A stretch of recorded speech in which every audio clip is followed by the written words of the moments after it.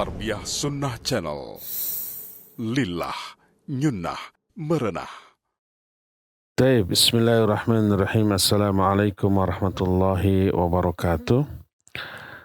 Alhamdulillahilladzi anzala sakinata fi qulubil mu'minin liyazdadu imanan ma'a imanihim walillahi junudus samawati wal ard wa kana Allahu aliman hakima.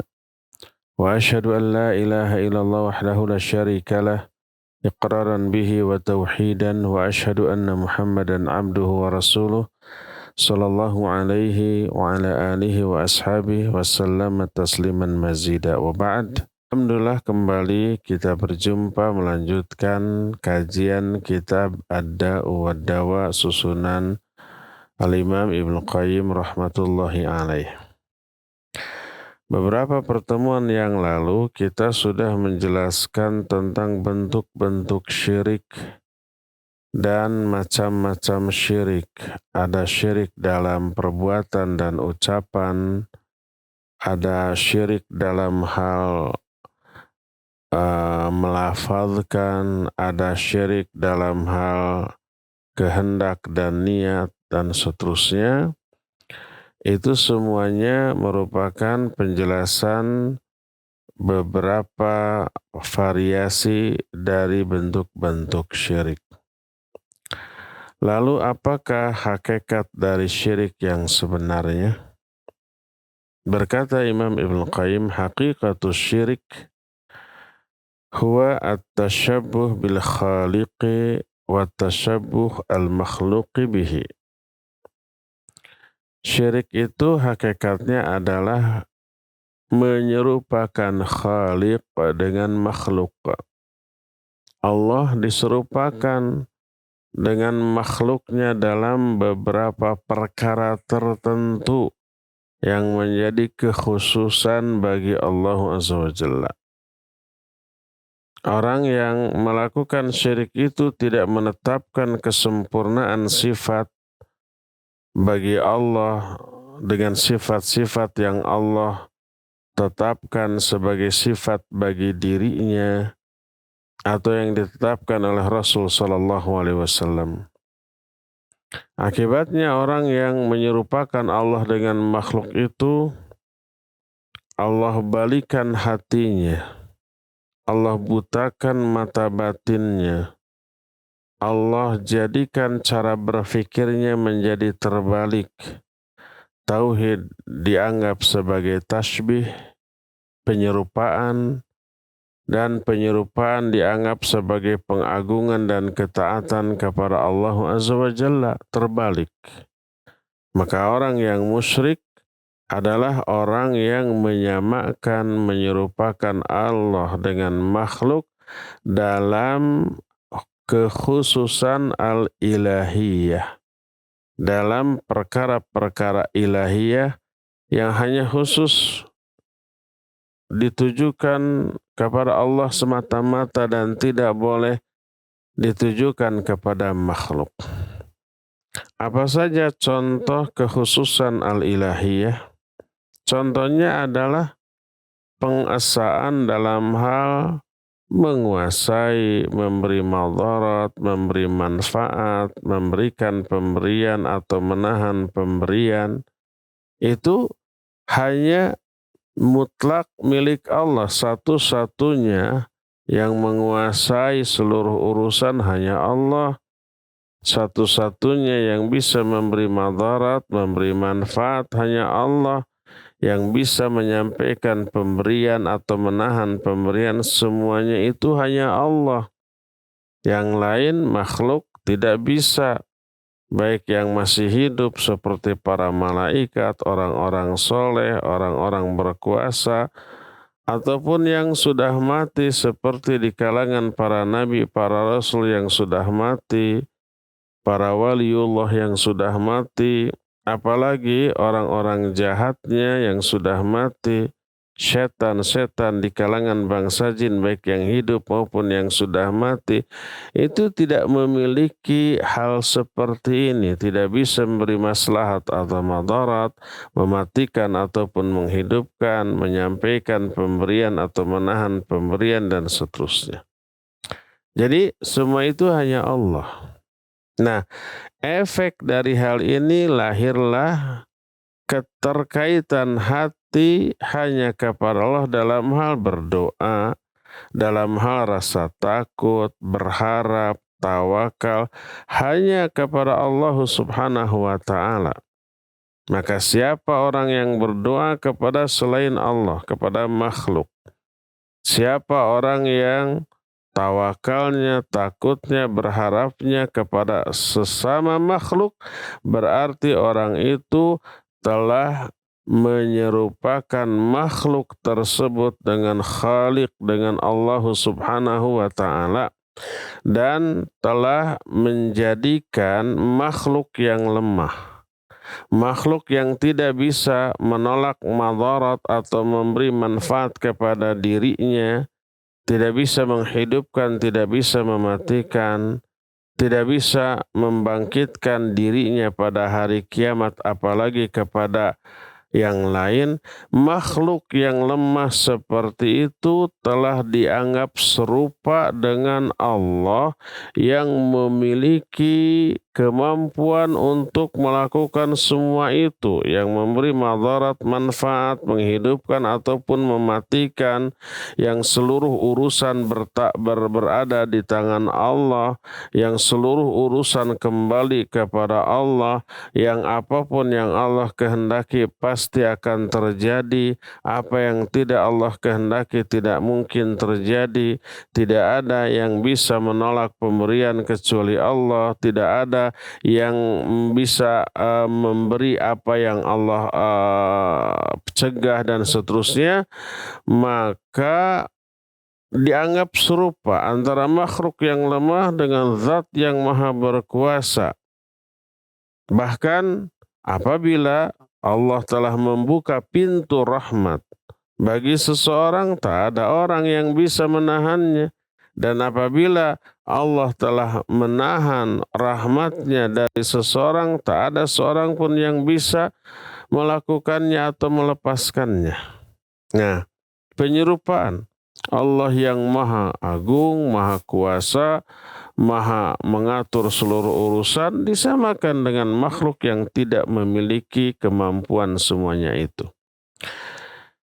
Dan di antara sejelek-jelek penyerupaan adalah menyerupakan sesuatu yang super lemah dan fakir, diserupakan, dianggap sama dengan zat yang maha kuasa dan maha kaya.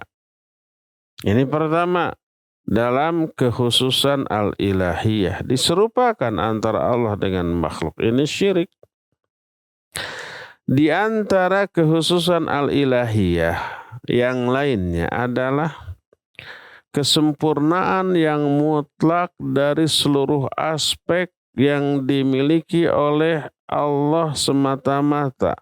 Makhluk tidak ada yang sempurna. Makhluk itu sedahsyat, sehebat apapun pasti memiliki kelemahan.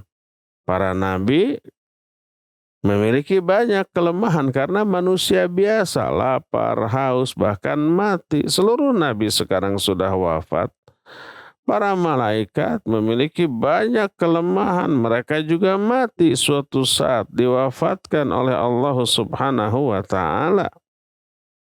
Nah, Allah memiliki kesempurnaan yang mutlak dari seluruh aspek. Tidak memiliki kekurangan dari segi apapun. Ini hanya milik Allah. Ini kekhususan bagi Allah Azza wa Jalla.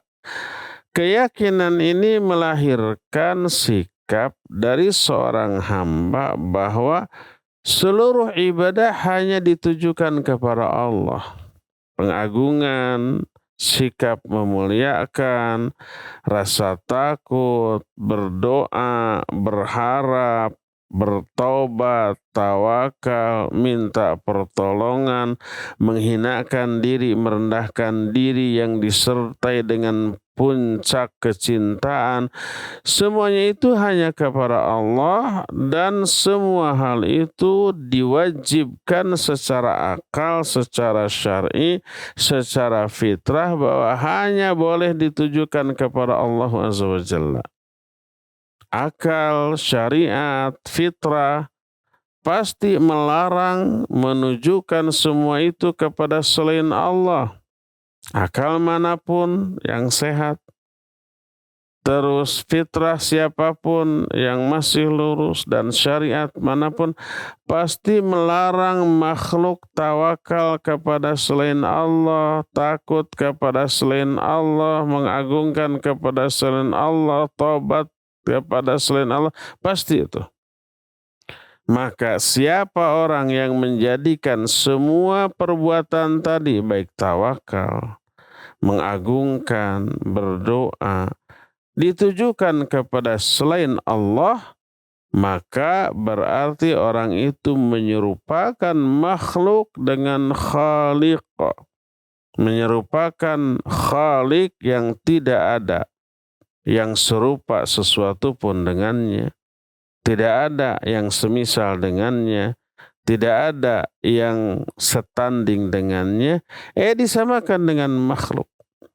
Dan ini seburuk-buruk penyerupaan, sebatil-batil penyerupaan. Saking dahsyatnya keburukan hal itu, maka penyerupaan ini juga mengandung puncak kezaliman.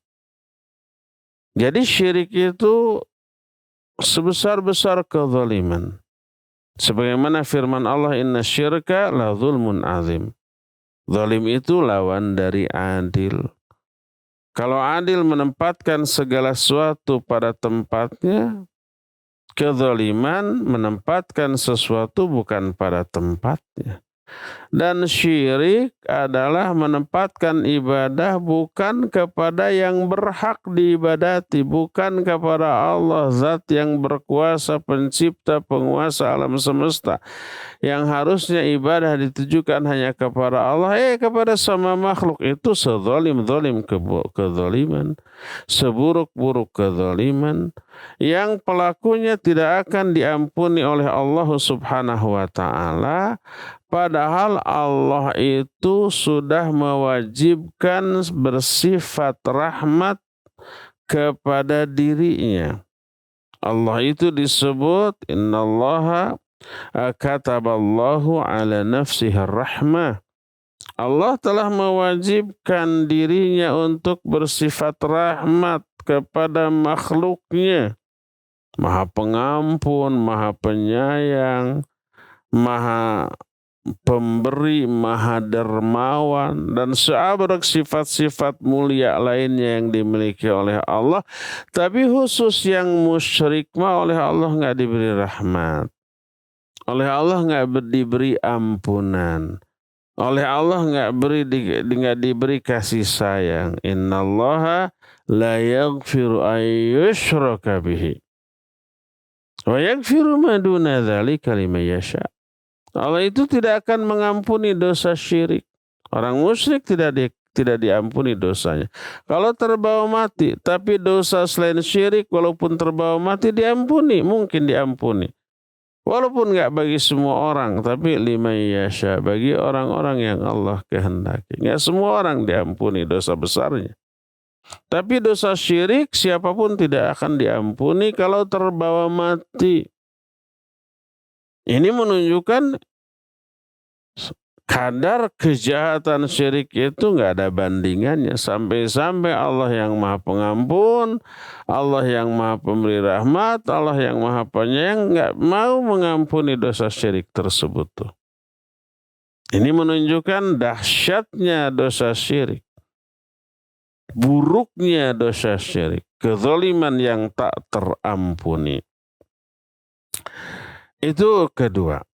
Bentuk kekhususan ilahiyah yang hanya milik Allah adalah, berkata Imam Ibnu Qayyim, ومن خصائص الإلهية العبودية التي قامت على ساقين لا قوام لها بدونهما غاية الحب مع غاية الذل هذا تمام العبودية وتفاوت منازل الخلق فيها بحسب توافutihim في هذين الأصلين.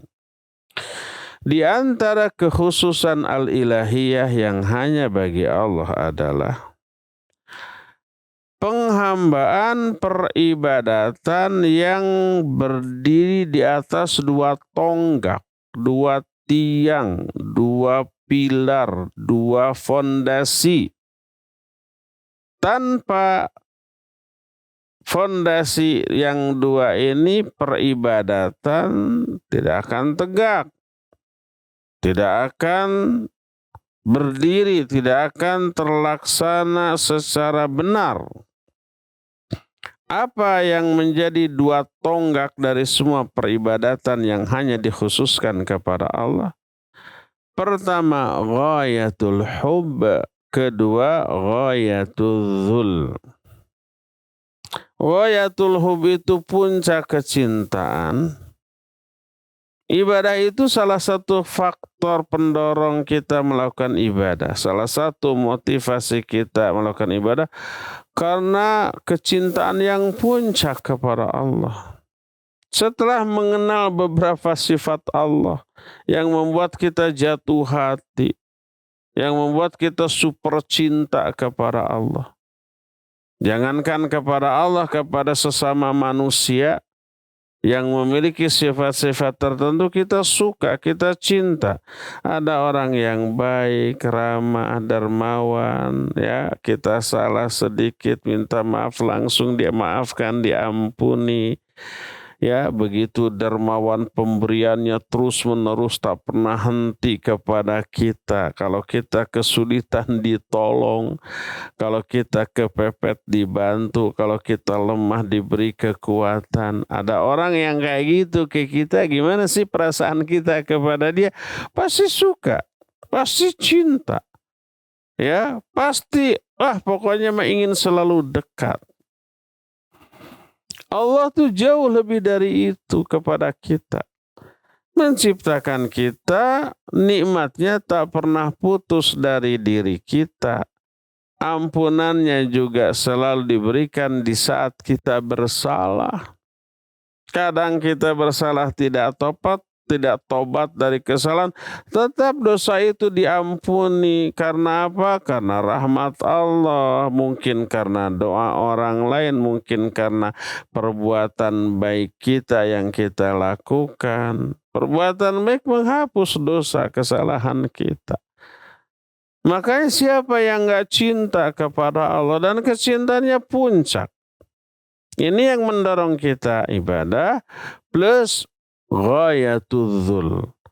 Puncak merasa diri rendah, merasa diri hina di hadapan Allah Azza wa Jalla. Gimana nggak merasa hina? Gimana nggak merasa rendah di hadapan Allah? Allah Maha Kuat, kita super lemah. Allah Maha Kaya, memiliki segalanya, kita super fakir dan super miskin. Allah Azza wa Jalla Maha Suci, kita banyak noda, banyak aib, banyak kekotoran, banyak dosa, banyak kesalahan, banyak hal-hal yang gak layak untuk kita miliki dan kita lakukan. Minder gak kita di hadapan Allah? Iya, minder. Merasa rendah gak? Iya, merasa rendah. Merasa hina gak? Iya, merasa hina. Saking kita merasa hinanya di hadapan Allah, kita melakukan kepada Allah penghinaan diri yang tidak mungkin mampu dan tidak bisa dan tidak akan pernah kita lakukan di hadapan orang. Saking merasa hinanya kita rela meletakkan bagian tubuh yang paling kita muliakan, yaitu wajah, di tempat yang terendah, sujud kepada Allah. Kita merasa rendah, dalam keadaan kita merasa rendah tersebut, kita sucikan Allah dari kerendahan dan kita sebut sifat Allah tertinggi dengan mengatakan Subhana Rabbiyal A'la. Subhana Maha Suci. Siapa? Rabbi, Rabbku. Suci dari apa? Dari kerendahan seperti yang kita sedang lakukan, yaitu sujud. Lalu kita sebut Al-A'la, Allah yang maha tinggi. Allah maha tinggi, kita merendah. Ketika kita ruku itu sifat menghinakan diri di hadapan Allah. Ketika ruku kita sucikan Allah dari kerendahan, dari kehinaan. Lalu kita sebut sifat Allah yang agung sebagai lawan dari kehinaan. Subhana Rabbiyal Azim. Subhana Maha Suci. Siapa? Rabbku. Rabbi, Rabbku. Suci dari apa? Dari kehinaan seperti yang sedang kita lakukan. Maka kita sebut Al-Azim, yang Maha Agung. Allah Maha Agung, kita Maha Hina. Berpadulah dua puncak ini, puncak kecintaan dan puncak dari kehinaan atau kerendahan. Puncak kecintaan menyebabkan kita khusyuk dalam beribadah kepada Allah, senang, betah karena sedang berdialog, berdekatan dengan zat yang kita cintai. Jangankan Allah yang kita cintai, manusia atau binatang yang kita suka kepada dia, kita cinta kepada dia. Betah nggak berdekatan? Betah nggak berdialog? Betah. Suami istri, pengantin baru yang saling mencintai dan menyayangi. Kemana-mana dah nggak mau misah tuh. Ya enggak? Ketika harus misah juga, aduh, chattingnya itu sehari itu beratus-ratus kali. Kadang video call karena saking ingin melihat ekspresinya, wajahnya. Kadang-kadang si HP-nya yang ada video orang yang dikasihnya dipeluk, diciumi. Jadi komunikasi karena kecintaan itu pasti intens tuh. Dan betah berlama-lama tuh. Itu kepada orang. Apalagi kepada Allah Azza wa Jalla. Siapa yang cinta kepada Allah pasti bakal banyak berkomunikasi. Selalu rindu ingin berkomunikasi. Betah dalam ibadah. Itu ghayatul hubb. Ghayatul dzul melahirkan pengagungan kepada Allah. Kitanya hina, kita Allah agung, Allah tinggi, Allah kuasa. Lahir sikap tawadhu. Lahir sikap yang sangat merendah di hadapan Allah Azza wa Jalla. Ini dua tonggak dari ibadah. Tanpa adanya dua tonggak ini ibadah nggak bisa dilakukan. Orang yang nggak cinta kepada Allah nggak termotivasi untuk ibadah kepada Allah. Orang yang tidak merasa hina rendah di hadapan Allah maka nggak akan tawadhu. Nggak mau karena kesombongan, ketakaburannya nggak mau ibadah dia. Nggak mau menerima kebenaran dia. Inilah kesempurnaan ibadah. Kadar kesempurnaan ibadah seorang hamba sangat bergantung kepada dua pilar ini. Sehebat apa kadar cinta dia kepada Allah, kadar merendahkan diri dia di hadapan Allah akan melahirkan kadar dari kualitas penghambaan atau ibadah dia kepada Allah Azza wa Jalla.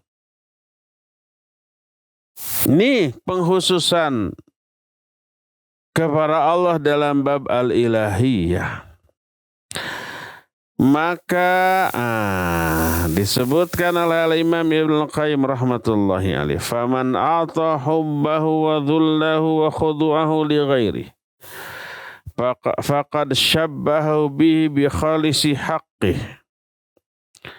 Siapa orang yang memberikan kecintaannya kepada selain Allah, sikap merendahnya kepada selain Allah, khudu'nya, DP-DP-nya kepada selain Allah.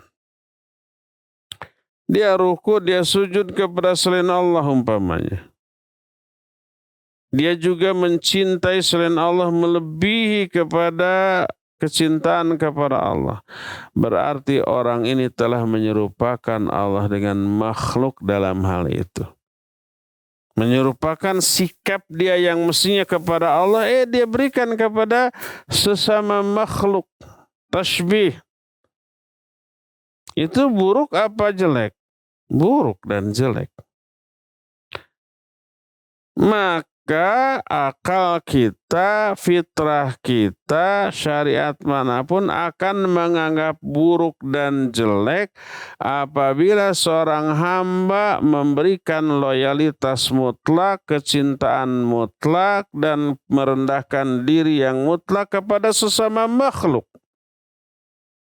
Allah menyatakan di dalam Al-Quranul Karim tentang orang beriman, walladzina amanu asyaddu hubban lillah. Di antara manusia disebut wa minan nasi may yuhibbun nas ka hubbillah walladzina amanu asyaddu hubban lillah. Di antara manusia ada orang yang mencintai sama makhluk, sama manusia seperti dia mencintai Allah. Padahal orang beriman kecintaannya kepada Allah jauh lebih besar. Kita memang harus mencintai sesama makhluk tertentu. Mencintai sesama mukmin karena saudara, mencintai para malaikat karena itu makhluk soleh, mencintai para nabi, para rasul, para sahabat, para wali Allah, mencintai orang tua, mencintai saudara, kerabat, mencintai siapapun yang mukmin. Ya wajib itu. Tapi kadar kecintaannya nggak boleh melebihi kadar kecintaan kepada Allah. Tetap kecintaan kepada Allah melebihi semuanya itu. Kadar kecintaan kepada Nabi SAW harus di atas itu. Kadar kecintaan kepada syariat Islam harus di atas semuanya itu. Siapa orang yang lebih mencintai sesama makhluk, lebih mencintai harta, lebih mencintai dunia daripada mencintai Allah, Rasulnya, dan syariatnya, Allah murka, Allah akan azab. Qul in kana aba'ukum aw abna'ukum aw ikhwanukum aw ashiratukum aw amwalun iqtaraftumuha wa tijaratun takhshawna kasadaha wa masakinu tardawnaha ahabba ilaikum minallahi wa rasulihi wa jihadin fi sabilihi fatarabbasu hatta ya'ti Allahu bi'amrih. Katakan oleh Muhammad, kalau bapak-bapak kalian, anak-anak kalian, keluarga kalian, saudara-saudara kalian, harta-harta yang selalu kalian usahakan, perniagaan yang kalian khawatirkan kerugiannya, tempat-tempat tinggal yang kalian sukai, yang kalian ridhoi, yang kalian senangi. Pokoknya harta dunia, orang biasa. Walaupun kerabat, walaupun orang tua. Kalau semua itu lebih kalian cintai daripada mencintai Allah, mencintai Rasulnya, dan mencintai jihad di jalannya, fatarabbasu, tunggu oleh kalian hatta ya'ti Allahu bi'amri, sampai Allah mendatangkan urusannya. Maksudnya hatta ya'ti Allahu bi'adzabi wa bi'iqabi, sampai Allah datangkan siksanya, azabnya kepada kalian. Allah azab, Allah murka karena orang itu telah lebih mencintai makhluk lebih besar daripada kecintaan kepada Allah Azza wa Jalla. Fitrah manapun, syariat manapun, akal manapun akan menganggap itu buruk. Sehingga mustahil syariat mengajarkan sebuah keburukan. Tapi ya seperti biasa, setan merubah pola pikir kebanyakan manusia. merubah cara berpikir mereka, merubah akal mereka, dan merusaknya, menyimpangkannya dari kebenaran. Adapun orang yang telah dikehendaki kebaikan oleh Allah Subhanahu wa taala, maka orang itu akan tetap di atas fitrahnya, akan tetap berperilaku bersikap kepada Allah sesuai dengan akal sehatnya.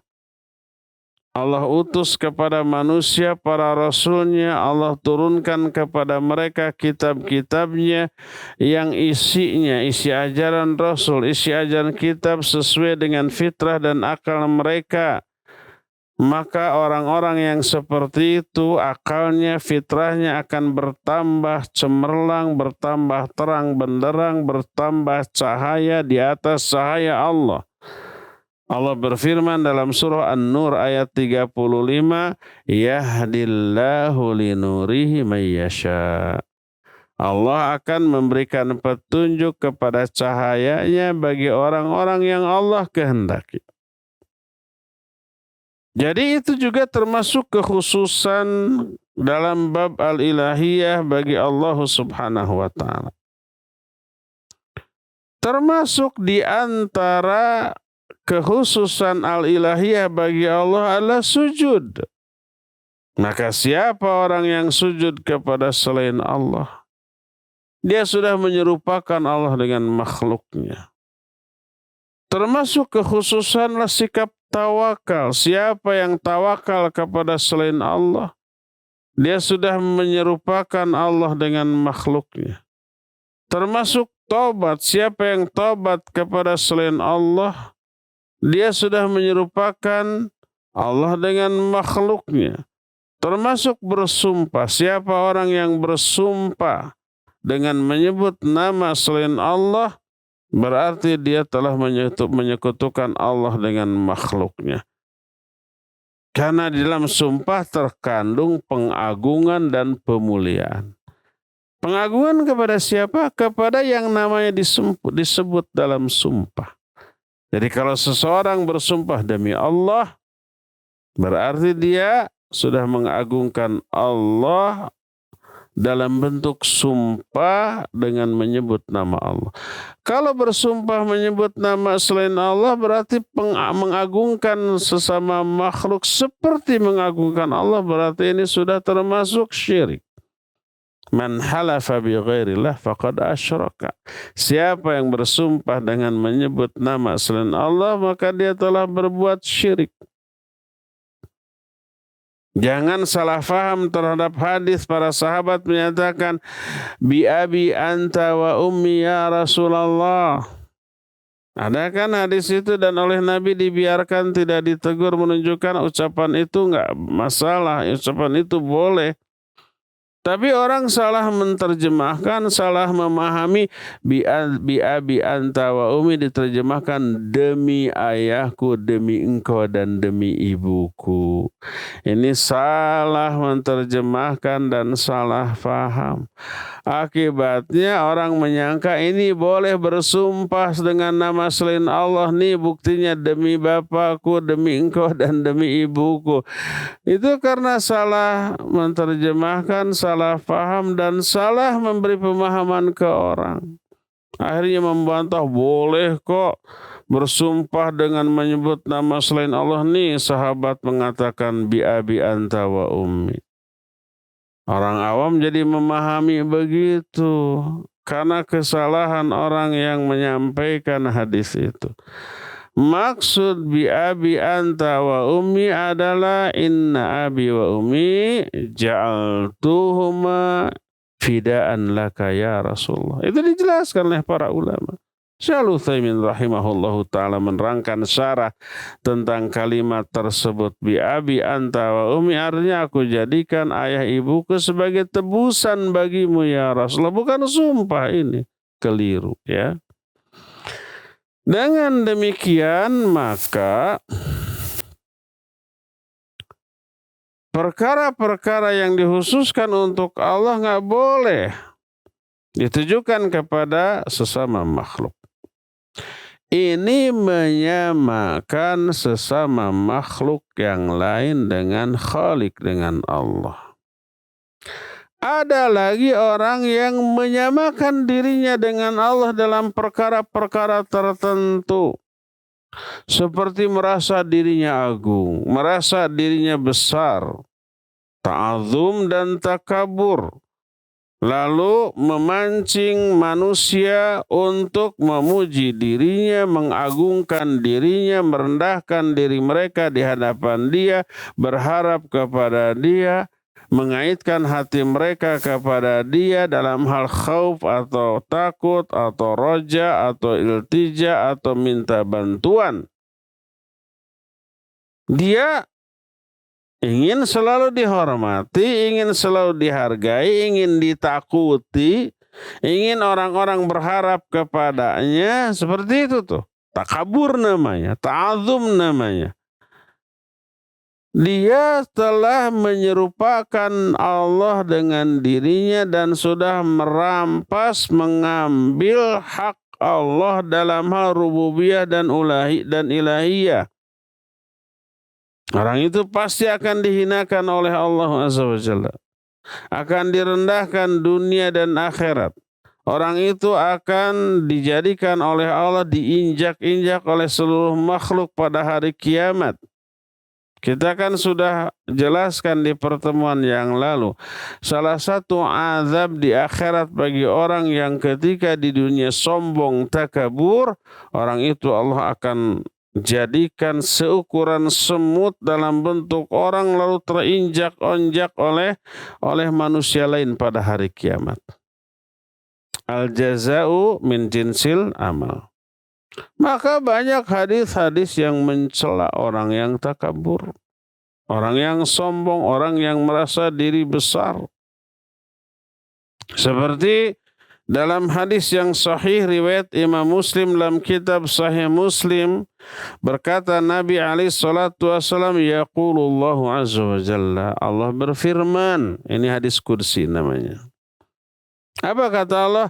Al-'azamatu izari wal kibriya'u ridai faman naza'ani wahida minhum 'adzabtuh. Sesungguhnya keagungan itu sarungku. Kebesaran itu adalah selendangku. Merasa besar itu memang hak Allah. Itu merasa besar, al-kibriya itu selendang Allah, dan merasa agung karena memang realitanya begitu, Allah agung. Realitanya Allah besar, berhak Allah demikian. Keagungan adalah sarungku dan kebesaran adalah rida atau selendangku. Siapa orang yang merampas, merebut salah satu di antara keduanya, aku akan azab dia. Allah nggak suka kepada orang takabur. Takabur itu merasa besar padahal kecil. Ta'azum itu merasa agung padahal hina.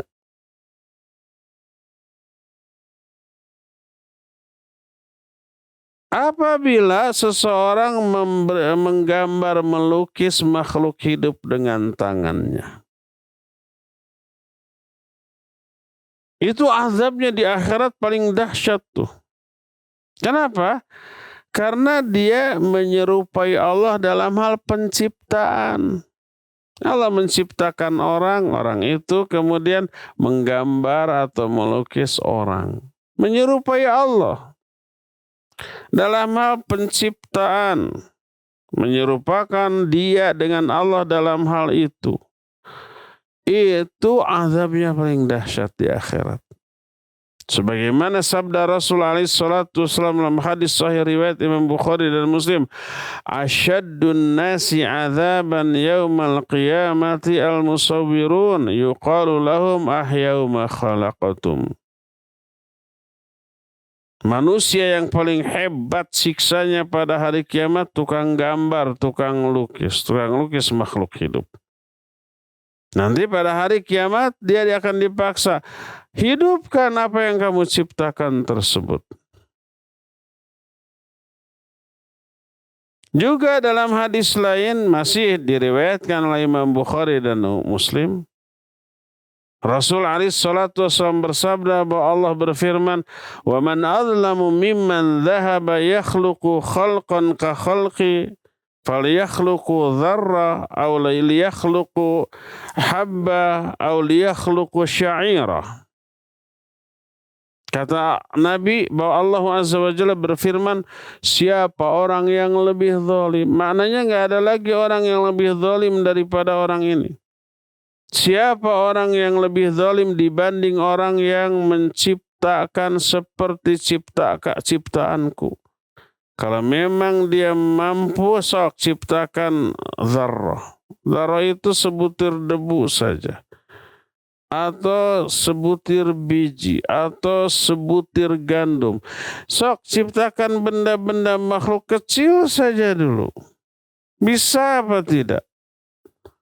Kalau makhluk kecil saja tidak mampu, tidak bisa dan terlarang, apalagi yang lebih besar daripada itu. Nah, itu saja sudah terlarang karena ada penyerupaan. Apa yang dia lakukan dengan apa yang Allah lakukan. Allah menciptakan makhluk hidup, dia menyerupai walaupun itu tidak hidup. Lukisan dia hidup apa tidak? Tidak hidup. Tidak berkembang, tidak menyusut, tidak berkedip gitu ya, tidak bergerak, tidak hidup. Tapi menyerupai ciptaan Allah itu saja sudah terlarang. Maka maksud dari penjelasan dari hadis itu adalah keadaan orang yang menyerupai perbuatan Allah hanya sudah terlarang, maka bagaimana dengan orang yang menyerupakan Allah dengan makhluk dalam bab ar-rububiyah dan al-uluhiyah? Itu lebih terlarang lagi. Termasuk menyerupakan Allah dengan makhluk, menyerupai Allah dalam hal pemberian nama yang tidak boleh kecuali bagi Allah Azza wa Jalla, seperti Maharaja di raja, Maha Hakim di antara para hakim, yang menunjukkan arogansi dia, menunjukkan dia itu ingin dianggap super berkuasa.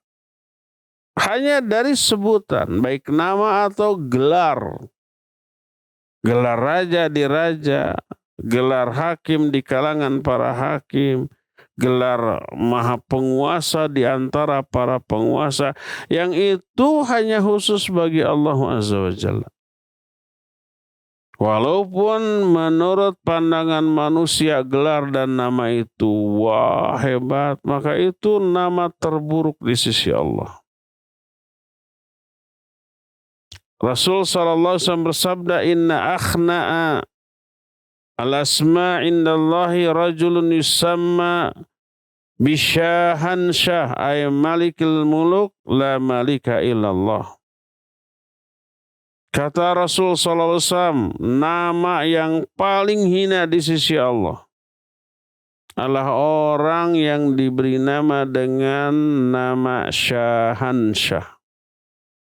Mana syahansah bahasa Persia, artinya raja di raja, penguasa di kalangan para penguasa. Padahal tidak ada raja yang hak selain Allah. Raja di raja ya Allah, bukan orang. Dalam bahasa apapun, raja di raja, malikul amlak atau syahansah, terlarang. Itu nama yang paling buruk. Syahansah ya. Kalau haswansyah boleh. Karena beda artinya ya. Bukan yang tadi kalau syahansah raja di raja, tidak boleh. Dalam lafaz lain diriwayatkan oleh Imam Muslim, kalau yang barusan diriwayatkan oleh Imam Bukhari dan Imam Muslim. Nabi SAW bersabda, "Aghyadu rajulin indallah rajulun yusamma bi malikil amlak." Manusia yang paling dimurkai oleh Allah adalah orang yang diberi nama dengan raja di raja. Kemurkaan dan kemarahan Allah kepada orang yang menyerupai Allah dalam hal sebutan. Sebutan atau gelar yang itu tidak layak diberikan kecuali kepada Allah. Tapi ketika diberikan kepada makhluk, maka membuat Allah murka dengan kemurkaan yang sangat besar. Dia mengagungkan dirinya, tapi oleh Allah sebenarnya dihinakan. Dalam hal Allah merupakan sebuah kehinaan. Maka fahuwa subhanahu malikul muluki wahdah wa huwa hakimul hukami wahdah fahuwa alladhi yahkumu alal hukami kullihim wa yaqdi alaihim la ghairuh. Maha suci Allah yang dia raja di raja sendirian. Satu-satunya raja di raja, satu-satunya hakim di kalangan para hakim. Dan dialah yang akan menghukumi seluruh hakim pada hari kiamat dan akan memberikan keputusan kepada seluruh makhluk dan tak ada yang lainnya.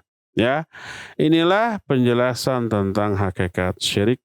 Cukup ya, sampai di sini saja dan kita punya sisa waktu untuk bertanya jawab. Wassallallahu ala nabiyina Muhammadin wa ala alihi wa ashabihi wasallam. Mangga. Syukran Ustadz atas pemaparan materi yang telah disampaikan. Ikhwati iman a'azani Allah wa iyyakum, para pendengar dan pemirsa dimanapun antum berada. Kami mengundang kepada antum semua yang akan bertanya jawab di sesi tanya jawab ini.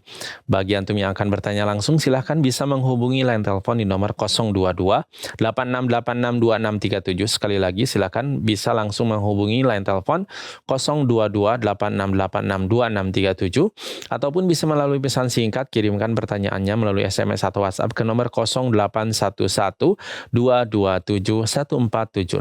Kita angkat penelpon terlebih dahulu. Ya, silakan.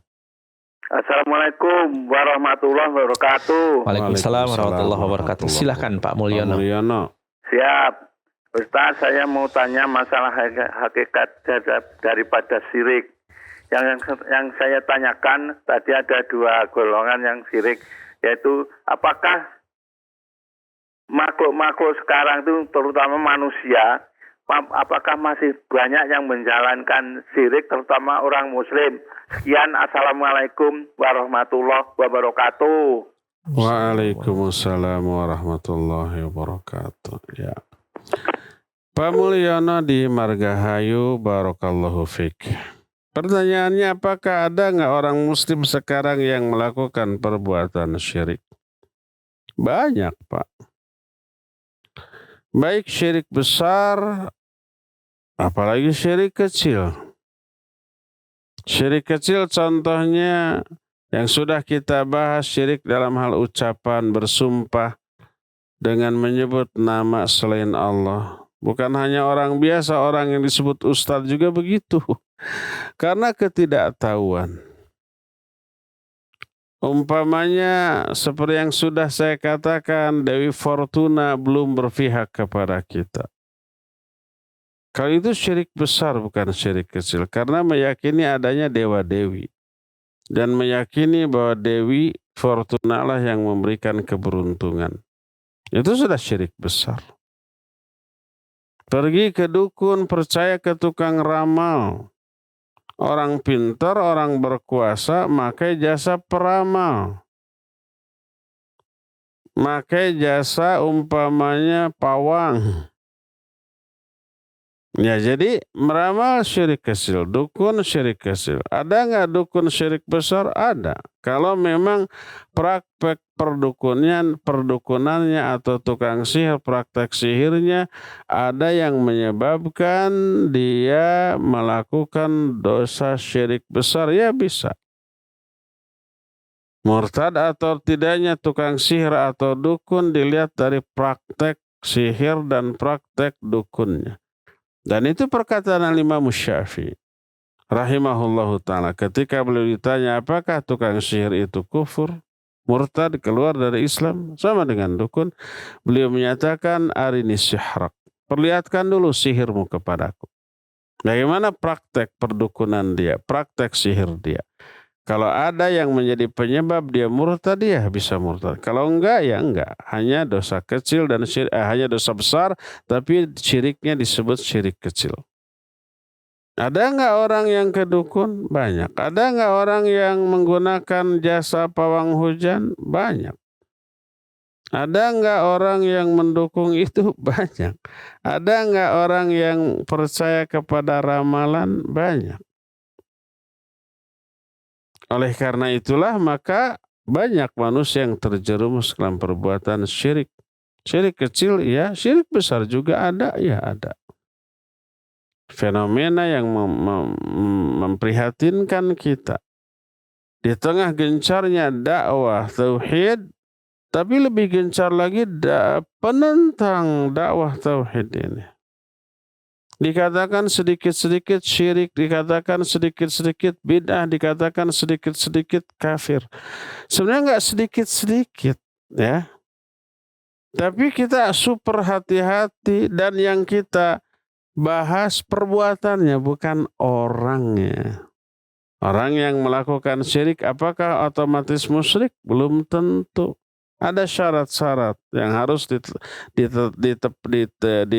dipenuhi secara ketat untuk memvonis orang kafir, musyrik, ahli bid'ah, murtad. Enggak semudah itu. Kita paling hati-hati. Yang kita bahas perbuatannya loh. Dengan penjelasan yang ilmiah, yang bisa dipertanggungjawabkan lahir batin dunia akhirat. Ketat kita. Tapi kalau memvonis orang kita nggak pernah, oh si anu kafir, si anu musyrik. Enggak. Kita hanya menghukumi perbuatan yang dilakukan oleh orang tanpa menyebut orangnya, kelompoknya, komunitasnya, atau organisasinya, partainya. Enggak. Kita tidak sedang memvonis pelaku. Kita hanya sedang membicarakan hukum dari sebuah perbuatan. Oh, kalau kita tukang mengkafir-kafirkan orang, coba sebut satu aja contoh siapa orang yang kita kafirkan. Enggak. Kita membahas perbuatan, bukan memvonis orang. Dua hal yang harus dibedakan jauh. Kalau umpamanya sebuah perbuatan itu syirik, tidak lantas pelakunya itu musyrik, murtad, keluar dari Islam. Enggak seperti itu.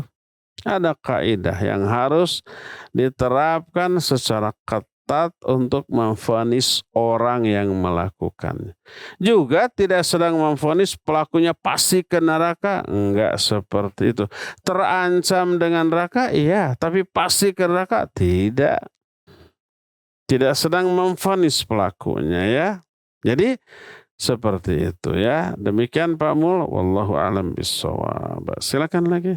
Syukran Ustadz atas jawabannya. Pertanyaan selanjutnya melalui pesan singkat dari hamba Allah di Makassar. Beliau bertanya, Assalamualaikum warahmatullahi wabarakatuh. Apakah termasuk perbuatan syirik orang yang melepaskan ayam merah di tempat di mana ia terkena kecelakaan, Ustadz? Silahkan. Iya, tergantung keyakinan. Ada kecelakaan, lalu dia melakukan ritual khusus di tempat kecelakaan tersebut berupa apa? Melepaskan. Maksudnya dilepaskan biasa gitu. Terus ayamnya apa? Disembelih atau Dilepaskan dibiarkan aja. atau diambil lagi? Dibiarkan saja Dibiarkan. Apakah ini syirik atau tidak? Tergantung niat, motivasi, penyebab dia melepaskan ayam merah. Kalau dia melepaskan ayam merah tersebut sebagai persembahan, pengorbanan kepada selain Allah, termasuk syirik. Karena berkorban hanya untuk Allah. Kalau umpamanya ayam itu disembelih apa tidak? Tidak disembelih, hanya dilepaskan saja gitu. Ya kalau umpamanya itu dilepaskan kemudian tidak lagi dianggap sebagai milik dia. Ini sudah menjadi milik si mbah yang menguasai tempat ini. Umpamanya dipersembahkan kepada si mbah sebagai bentuk pengorbanan. Syirik ya syirik. Baik dengan ayam atau tidak hanya dengan ayam, dengan yang lebih kecil, dengan seekor nyamuk, dengan seekor lalat. Sebagaimana sebuah hadis Nabi SAW menyatakan ada orang masuk surga dan neraka karena seekor lalat. Para sahabat kaget, masa seekor lalat menjadi penyebab masuk surga atau nerakanya seseorang. Lalu Nabi SAW menjelaskan, ada satu kaum punya berhala yang disembah. Siapa yang lewat ke tempat kaum itu, orang yang lewat ini wajib mempersembahkan sesuatu kepada berhala mereka. Ada orang lewat, dicegat, qarib, berkurbanlah untuk berhala kami. Dia bilang, aku tidak memiliki apapun yang harus dikorbankan. Kalau kata mereka, qarib walau bidzubab, berkurbanlah walaupun dengan seekor lalat. Orang itu menangkap lalat, lalu dipersembahkan sebagai kurban bagi berhala. Dibiarkan lewat. Kata Nabi SAW, orang itu di neraka. Karena mempersembahkan pengorbanan kepada selain Allah walaupun hanya dengan seekor lalat. Berkurban, apalagi membunuh, apapun bentuk membunuh, menyembelih, atau kalau lalat pasti nggak disembunyi, dipencet atau gimana gitu. Atau ditepuk, kemudian dipersembahkan. Atau mungkin ditangkap, kemudian dipersembahkan, dibiarkan lagi hidup, tidak dibunuh. Orang itu dalam neraka. Seperti tadi, melepaskan ayam di tempat kejadian dalam rangka sebagai persembahan kepada makhluk lain yang dianggap menguasai tempat itu sehingga menyebabkan terjadinya kecelakaan. Diyakini kecelakaan itu karena mbah tadi yang menghuni di sana umpamanya. Baik mbah itu jin ataupun orang yang sudah mati yang dianggap ruhnya menguasai tempat itu. Lalu diberikan persembahan. Ada orang lain lagi lewat, dicegat lagi, qarib walau bidzubab, berkorbanlah kamu walaupun dengan seekor lalat. Orang itu menyatakan, la uqarribu illah, aku tidak akan berkurban dengan apapun kecuali untuk Allah. Lalu orang itu dibunuh. Orang itu syahid dan orang itu ke surga, kata Nabi SAW. Ingat, memberikan persembahan ya kepada sesuatu itu taqarrub, itu apa namanya ibadah. Makanya disebut kurban, artinya mendekatkan diri kepada Allah SWT atau kepada siapapun yang kurban itu dipersembahkan dan itu ibadah. Allah menyamakan menyembelih binatang sebagai pengorbanan dengan sholat, inna sholati wa nusuki, sesungguhnya sholatku dan sesembelihanku. Fasholli li rabbika wanhar, sholatlah kamu karena Rabbmu, kepada Rabbmu, dan menyembelihlah, berkurbanlah. Jadi pengorbanan adalah peribadatan.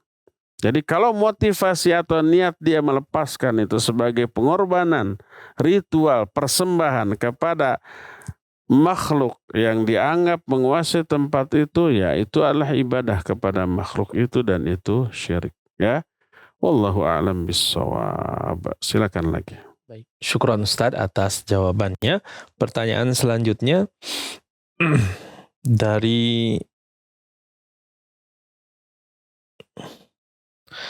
dari Ramadan di Kalimantan Tengah. Ustadz, bagaimana caranya agar kita bisa masuk ke kelompok orang masuk surga tanpa hisab dan tanpa azab? Silakan. Iya, di kalangan umat Nabi SAW ada yang masuk surga tanpa hisab. Awalnya 70.000 orang. 70.000 itu sedikit apa banyak? Ya sedikit kalau dibanding dengan seluruh populasi kaum muslimin sejak zaman itu sampai hari kiamat. Ada berapa miliar? Mungkin saja sampai triliun, mungkin kalau sampai hari kiamat nanti. 70.000 dari 1 miliar aja sudah sedikit. 1% pun tidak. Jadi kata Nabi SAW kan ditampakkan seluruh umat zaman dahulu.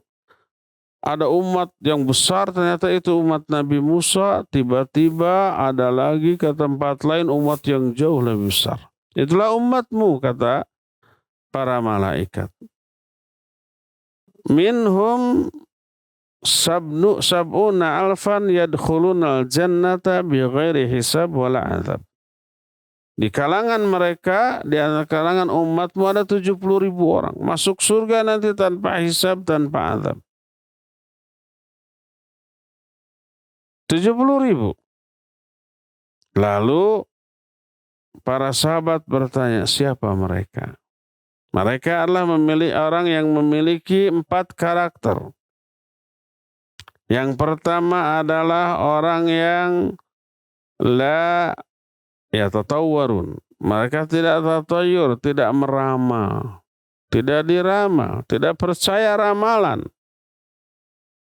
Yang kedua, wala yastariqun, tidak minta diruqyah. Meruqyah boleh, diruqyah boleh. Minta diruqyah tidak haram. Cuma kalau minta diruqyah, dia tidak akan bisa masuk surga tanpa hisab. Kalau umpamanya kita diruqyah tanpa kita minta, kita sakit atau ada sesuatu, lalu ada orang, saya ruqyah ya. Lalu kita membiarkan diri diruqyah, enggak apa-apa, enggak masalah. Dan kalau kita sakit, tolong ruqyah saya, enggak dosa, enggak haram. Cuma dia kehilangan kesempatan bisa masuk surga tanpa hisab. Jadi yang kedua tidak minta diruqyah. Yang ketiga tidak melakukan pengobatan dengan cara kay. Kay itu menempelkan besi panas di titik tubuh tertentu. Sakit nggak? Enggak sakit. Cuma panas luar biasa. Besi panas loh, ya, sampai memerah gitu. Ya pasti luka, ya. Panasnya luar biasa. Sakit mah enggak. Setelah beres panasnya baru sakit pasti. Maka dilarang. Dan yang keempat, wa ala rabbihim yatawakkalun. Mereka tawakal hanya kepada Allah. Ini 4 karakter. Orang muslim yang bisa masuk surga tanpa hisab, tidak meramal, tidak diramal, dan tidak percaya ramalan, tidak minta diruqyah, tidak melakukan perbuatan pengobatan dengan sistem K, dan yang keempat tawakal hanya kepada Allah. Miliki 4 ini, maka kita memiliki kans, memiliki kesempatan untuk masuk surga tanpa hisab. Timbul pertanyaan, kalau ternyata hanya 70.000, jatahnya habis oleh para sahabat. Para sahabat ada nggak 70.000 orang? Lebih dari 70.000. Belum para ulama tabi'in, tabi'ut tabi'in zaman dahulu yang jauh lebih soleh dari kita, ya banyak. Kita nggak ada apa-apanya dibanding mereka. Mereka berjumlah jutaan totalnya. Kalah bersaing kita dengan mereka. Kalau hanya 70.000, dijamin kita nggak dapat jatah. Tapi alhamdulillah Rasul SAW meminta tambahan kepada Allah, jangan hanya 70.000 orang. Nabi meminta tambahan, maka oleh Allah dikabulkan dari setiap 70.000 ditambah 70.000. Dari setiap satu orang dari 70.000 itu ditambah 70.000 lagi. Jadi 70.000 kali 70.000. Berapa tuh? 7 kali 7, 49. 70.000 itu nolnya berapa? 4. 4 tambah 4, 8. 49 dengan nolnya 8. Berapa tuh? 4, 9, 3. 4,9 miliar? Ya. 4,9 miliar di antara kaum muslimin yang akan masuk surga tanpa hisab, tanpa azab, insya Allah. Besar apa tidak? Banyak apa tidak? Ya banyaklah. Yang semoga Allah SWT memasukkan kita ke dalam salah satu di kalangan mereka. Miliki 4 ini. Terus pertama, yang keempat tawakal. Yang ketiga, pertama ini wujud ketawakalan dia yang sangat dahsyat. Pertama, tidak tidak meramal, tidak minta diramal, tidak percaya kepada ramalan. Yang kedua, tidak termasuk ke dukun-dukun, jangan tuh. Kalau ada kasus musibah gitu ya, dukun-dukun berdatangan tuh, nggak diminta juga, ngari riweuh ya. Lauk buruk milu mijah. Ada orang hilang, dukun-dukun tuh. Sampai suatu saat terbongkar dukun itu palsu, orang yang hilang itu ternyata dibawa ular kuning, mati begini. Muncul di tempat lain masih hidup segar bugar. Malu tuh dukunnya. Tapi sudah kenyataan begitu, muncul lagi. Beberapa waktu yang lalu putra dari gubernur kita ya, Ananda Emiril, tenggelam di Sungai Are di Swiss. Muncul tuh dukun meramal.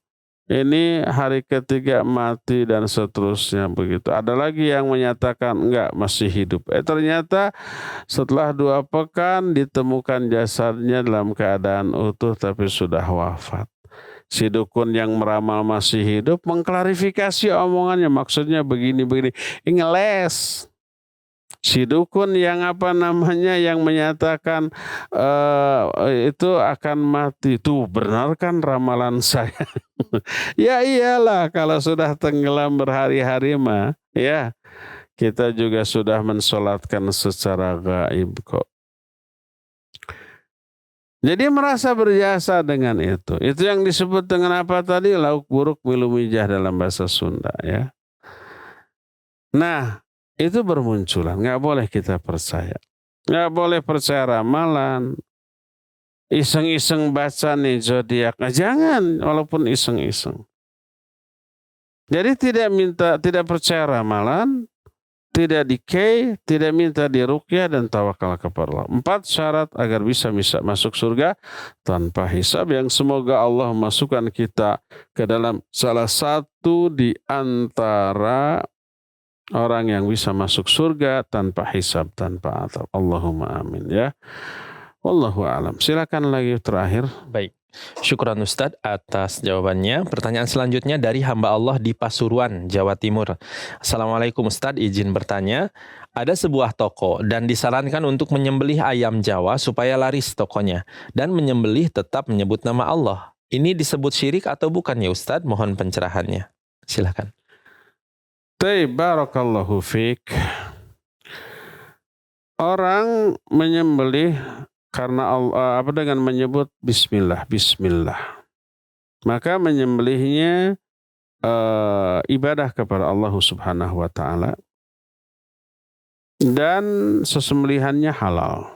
Nah, kemudian ada keyakinan bahwa penyebab toko itu menjadi laku, laris manis, berkembang akibat menyembelih tersebut.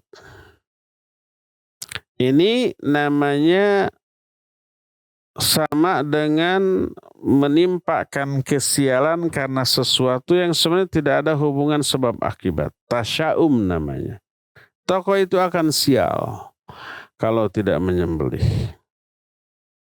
Kalau menyembelih, kesialannya hilang. Tasya'um namanya. Tasya'um itu menimpakan kesialan karena sesuatu itu tidak ada hubungan sebab akibat dengan kesialan. Apa hubungannya tidak menyembelih dengan sial? Apa hubungannya keberuntungan dengan menyembelih? Nggak ada. Maka ini termasuk salah satu di antara tatoyur, meramalkan kesialan karena sesuatu, meramalkan keberuntungan karena sesuatu. Termasuk syirik ya, tapi kalau hanya di sana syiriknya syirik kecil, sama dengan meramal tadi. Tapi kalau ada keyakinan yang membuat toko ini laku atau tidak adalah makhluk, baik jin yang ada di sana ataupun ruh orang mati yang dianggap berkuasa di sana. Nah, si jin atau si ruh orang mati ini baru memberikan keberuntungan kepada kita kalau diberi persembahan. Persembahannya apa?